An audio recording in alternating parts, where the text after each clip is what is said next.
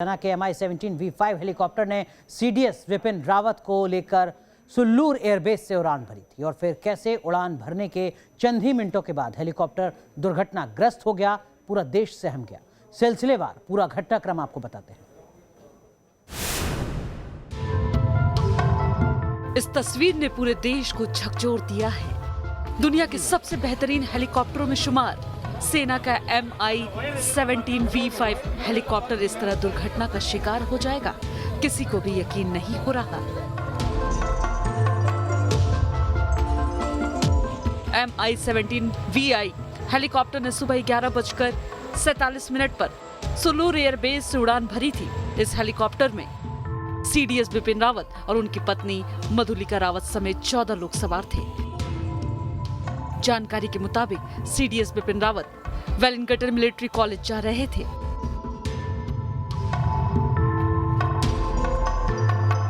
उड़ान भरने के बाद हेलीकॉप्टर नीलगिरी की पहाड़ियों पर कुन्नूर से गुजर रहा था कि अचानक हेलीकॉप्टर क्रैश हो गया। क्रैश होते ही हेलीकॉप्टर के परखच्चे उड़ गए, भयानक आग लग गई। हादसे की खबर सुनते ही देश में हड़कंप मच गया।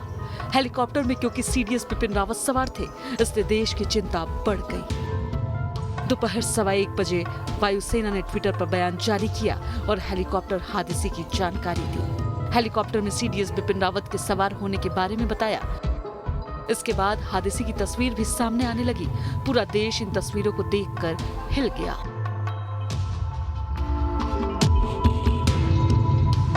स्थानीय लोगों की मदद से फौरन ही प्रशासन और सेना ने घटनास्थल पर रेस्क्यू ऑपरेशन शुरू किया और 4 शव बरामद किए, लेकिन चारों तरफ का मंजर बेहद ही खौफनाक था।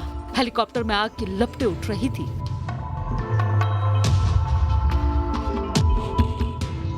दोपहर 2:30 बजे हेलीकॉप्टर में लगी आग को कड़ी मशक्कत के बाद बुझाया गया।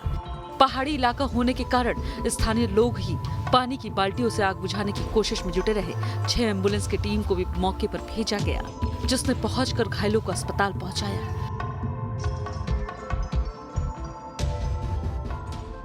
हादसे की खबर मिलते ही एयर चीफ VR चौधरी भी सुल्लूर एयरबेस पहुंचे और घटनास्थल के लिए रवाना हुए।